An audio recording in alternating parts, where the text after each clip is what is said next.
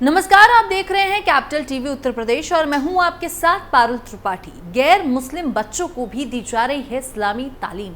जी हां, राष्ट्रीय बाल अधिकार संरक्षण आयोग ने सुप्रीम कोर्ट में दाखिल लिखित दलीलों में मदरसों में मिलने वाली शिक्षा का विरोध किया है। एनसीपीसीआर ने कोर्ट में दाखिल जवाब में कहा है कि मदरसों में बच्चों को औपचारिक क्वालिटी एजुकेशन नहीं मिल पा रही है। शिक्षा के लिए जरूरी माहौल और सुविधाएं देने में असमर्थ मदरसे बच्चों को उनकी अच्छी शिक्षा के अधिकार से वंचित कर रहे हैं। मदरसे में पढ़ने वाले बच्चों को न केवल अच्छी शिक्षा मिल पा रही है, बल्कि उनके सर्वांगीण विकास के लिए जरूरी स्वास्थ्य माहौल भी उन्हें वहां उपलब्ध नहीं हो पा रहा है। बच्चों के शिक्षा का अधिकार का हनन। आयोग ने कहा है कि शिक्षा का अधिकार कानून आर्टिकल 21 के तहत जीवन के अधिकार का अभिन्न हिस्सा है। इसके तहत राज्यों की जिम्मेदारी है कि वो 6 से 14 साल के हर बच्चे को सूचना के अधिकार कानून के मुताबिक मुफ्त जरूरी शिक्षा उपलब्ध कराएं।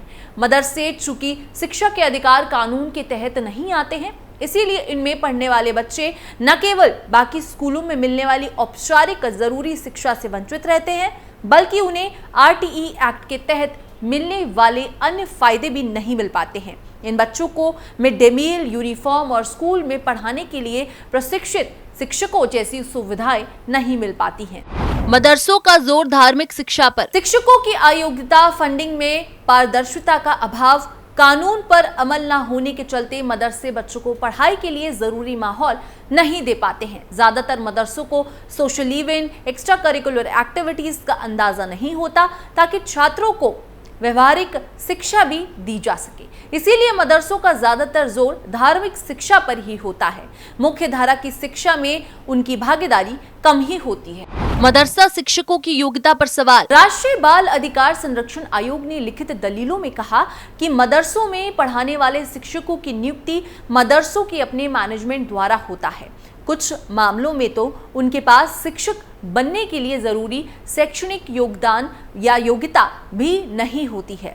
नियुक्ति के वक्त उनकी योग्यता कुरान और धार्मिक ग्रंथों की समझ से नापी जाती है। शिक्षा के अधिकार कानून में शिक्षकों की योग्यता, उनकी ड्यूटी, छात्रों के शिक्षकों के अनुपात का भी जिक्र है, लेकिन इस कानून का मदरसे में अमल न होने के चलते बच्चे अकुशल शिक्षकों के जरिए पढ़ने को मजबूर होते हैं।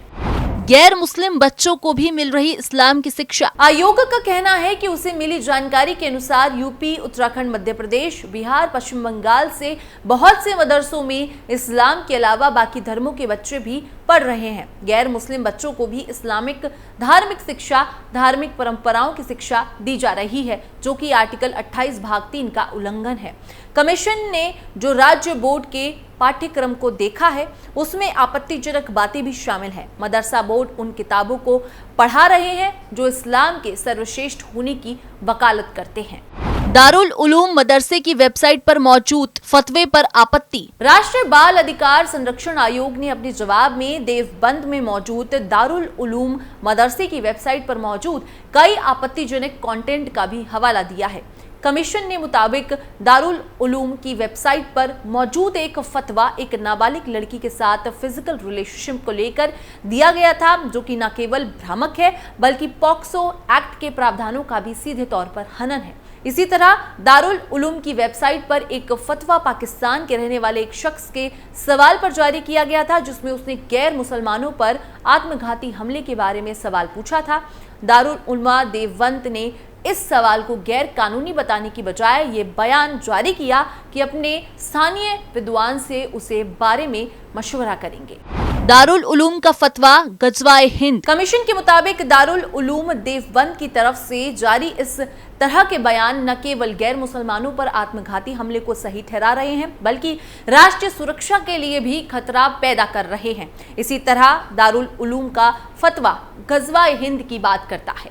कमीशन का कहना है कि दारुल उलूम इस्लामी शिक्षा का केंद्र होने के चलते इस तरह के फतवे जारी कर रहा है, जो कि बच्चों को अपने ही देश के खिलाफ नफरत की भावना से भर रहे हैं। यूपी मदरसा एक्ट को लेकर सुप्रीम कोर्ट में केस पेंडिंग। एनसीपीसीआर ने ये दलीलें यूपी के मदरसा एक्ट के असंवैधानिक घोषित करने के इलाहाबाद हाईकोर्ट के फैसले के खिलाफ दायर याचिका को लेकर दी है। एक मदरसे के मैनेजर अंजुम कादरी और बाकी की ओर से दायर इस याचिका में हाईकोर्ट के फैसले पर सवाल उठाते हुए इसे मनमाना बताया गया है। मार्च में सुप्रीम कोर्ट ने हाई कोर्ट के फैसले पर अंतरिम रोक लगाते हुए, जिसके चलते मदरसा एक्ट के तहत मदरसों में पढ़ाई अभी चल रही है।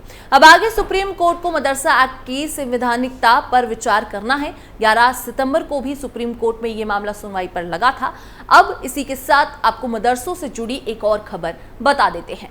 यूपी के 513 मदरसों पर लगेगा ताला। उत्तर प्रदेश में मदरसा शिक्षा परिषद की ओर से मान्यता प्राप्त 513 मदरसों पर ताला लगाया जाएगा। इन मदरसों ने राज्य सरकार को मदरसों की मान्यता छोड़ने की अर्जी दी थी, जिसे कैबिनेट की बैठक में हरी झंडी दे दी गई है। मंगलवार को यूपी मदरसा शिक्षा परिषद की बैठक हुई, जिसमें इन मदरसों की मान्यता समाप्त किए जाने के प्रस्ताव को मंजूरी दे दी गई थी। इस संबंध में नियमावली 2016 के मुताबिक आगे की कार्रवाई के लिए एक रजिस्ट्रार को अधिकृत कर दिया गया था। यूपी मदरसा शिक्षा परिषद द्वारा संचालित ये 513 मदरसे प्रदेश के अलग अलग जनपदों में चल रहे हैं, जिसके बाद इन मदरसों के संचालकों ने अपनी मान्यता समाप्त करने के लिए अर्जी दी है।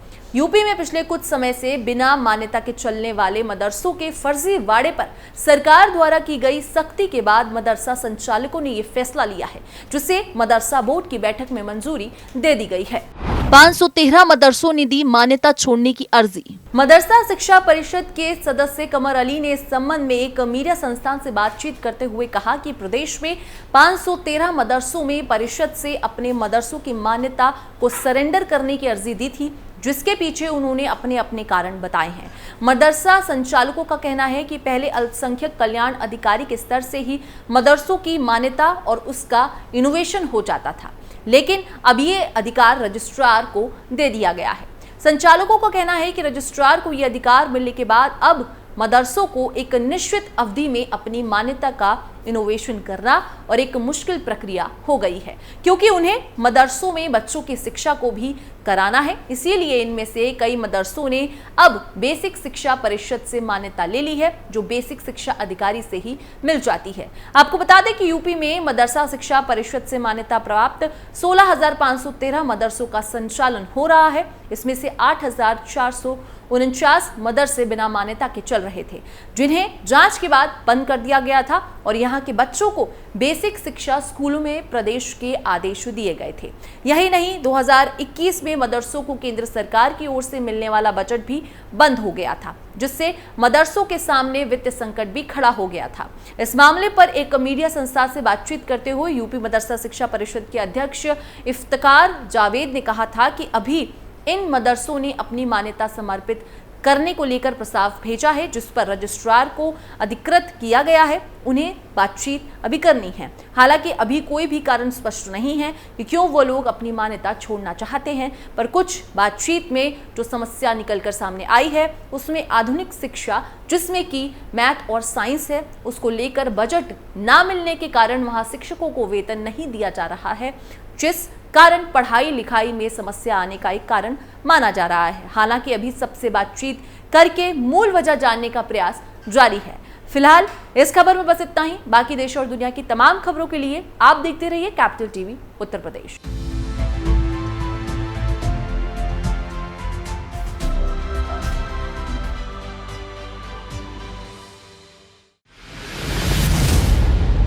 मैं राजनीति करता नहीं, पर राजनीति को बहुत गहरे तक समझता हूं।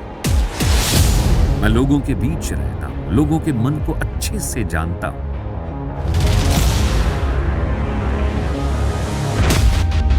पब्लिक और पॉलिटिक्स की हर नब्ज को खूब पहचानता हूं। संघर्ष की सियासत से सत्ता के सिंहासन तक मैं हर खबर से खरा सच निकालता हूं। ना कोई दौड़, ना कोई race. Capital TV Uttar Pradesh.